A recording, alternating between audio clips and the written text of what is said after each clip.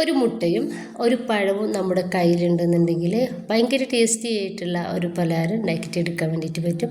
അതിന് റെസിപ്പി ആയിട്ടാണ് ഇന്ന് വന്നിട്ടുള്ളത്. അപ്പോൾ നമുക്ക് വീട്ടിലേക്ക് പോവാം, വീട്ടിൽ നിന്ന് കണ്ടുനോക്കാം.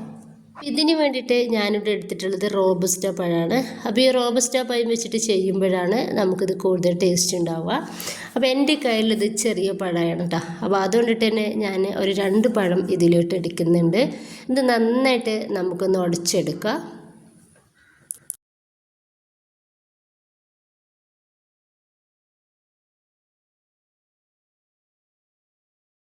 ഇത് നന്നായിട്ട് ഉടച്ചെടുത്തിട്ടുണ്ട്. ഇതിലിട്ട് ഒരു കോഴിമുട്ട നമുക്ക് ചേർത്ത് കൊടുക്കുക.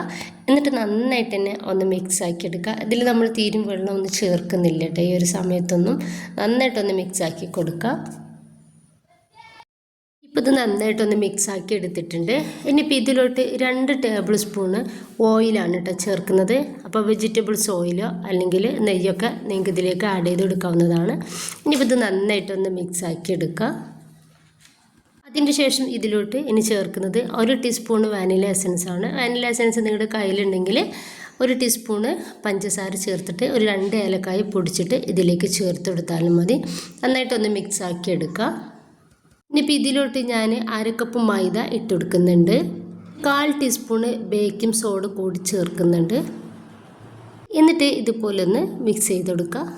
അല്ലെങ്കിൽ നമുക്കിതുപോലെ അരിച്ചെടുത്താലും മതി.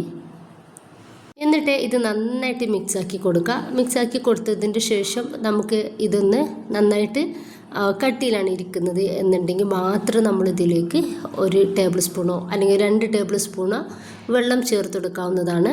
അതല്ലാന്നുണ്ടെങ്കിൽ ഈ ഒരു പഴം വെച്ചിട്ട് തന്നെ നമുക്കിത് റെഡി ആയിട്ട് കിട്ടുകയാണെന്നുണ്ടെങ്കിൽ വെള്ളമൊന്നും ഇതിലോട്ട് ചേർത്ത് കൊടുക്കേണ്ട ആവശ്യമില്ല. ഇപ്പോൾ ഇത് നന്നായിട്ട് മിക്സ് ആക്കി എടുത്തിട്ടുണ്ട്. പഴത്തിൻ്റെ കുഞ്ഞു കഷ്ണങ്ങളൊക്കെ ഉണ്ട്, അതൊന്നും കുഴപ്പമില്ല. അപ്പോൾ ഒന്നൊരു ടേസ്റ്റ് കൂടുതലുണ്ടാവും നമ്മത് കഴിക്കുന്ന സമയത്ത്. ഇനിയിപ്പോൾ ഇതുപോലൊരു പാനിലേക്ക് കുറച്ച് ഓയിൽ ഇതുപോലെ ഒന്ന് തടവി കൊടുക്കുന്നുണ്ട്. അതിലോട്ട് നമുക്ക് ഈ ഒരു ബാറ്റർ ഒഴിച്ചെടുക്കാം. ഇപ്പോൾ ബാറ്റർ മൊത്തത്തിലായിട്ട് ഒഴിച്ചു കൊടുത്തിട്ടുണ്ട്. എന്നിട്ട് നമുക്കിത് സ്റ്റൗവിലേക്ക് മാറ്റി കൊടുക്കാം.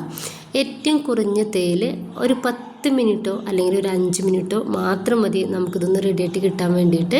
ഇനിയിപ്പോൾ നമുക്ക് ഇത് മൂടി വെച്ച് കൊടുക്കുക കേട്ടോ. ഡയറക്റ്റ് ഞാൻ ഗ്യാസിൽ വെച്ച് കൊടുത്തിട്ടുണ്ട്. ഈ ഹോൾസ് ഒന്ന് നമുക്ക് എന്തെങ്കിലും പേപ്പർ എന്തെങ്കിലും വെച്ചിട്ട് ഒന്ന് അടച്ചു കൊടുക്കുകയും ചെയ്യാം. എനിക്കിതൊന്ന് റെഡിയായിട്ട് കിട്ടാൻ വേണ്ടിയിട്ട് എടുത്തത് വെറും 6 മിനിറ്റാണ് കേട്ടോ. ഞാൻ ജസ്റ്റ് ഇതൊന്ന് മറിച്ചിട്ട് കൊടുക്കുന്നുണ്ട്. അപ്പോൾ നന്നായിട്ടൊന്ന് വേവായിട്ടുണ്ട്. അപ്പോൾ അടിഭാഗം നമുക്കിതുപോലെ ഒരു കളറാവാൻ വേണ്ടിയിട്ട് ഒന്ന് മറിച്ചിട്ട് കൊടുത്തിട്ട് 1-2 സെക്കൻഡ് ഒന്ന് മൂടി വെക്കാം. അതിൻ്റെ ശേഷം നമുക്ക് ഇതൊരു പാത്രത്തിലേക്ക് ഇട്ടുകൊടുക്കാം. ഇനി നമുക്കിത് കട്ട് ചെയ്തെടുക്കാവുന്നതാണ്. അപ്പോൾ ഇത്രയേ ഉള്ളൂ. സിമ്പിളായിട്ടും ടേസ്റ്റി ആയിട്ടും നമുക്ക് കുട്ടികളൊക്കെ വൈകുന്നേരത്തിൽ വിട്ട് വരുന്ന സമയത്തായാലും ഗസ്റ്റൊക്കെ വരുന്ന സമയത്തായാലും വെറൈറ്റി ആയിട്ട് ഉണ്ടാക്കി കൊടുക്കാൻ വേണ്ടിയിട്ട് പറ്റിയതാണ്. അപ്പോൾ എല്ലാവരും ട്രൈ ചെയ്ത് നോക്കാം ഇൻഷാ അല്ലാഹ്. ഓക്കെ.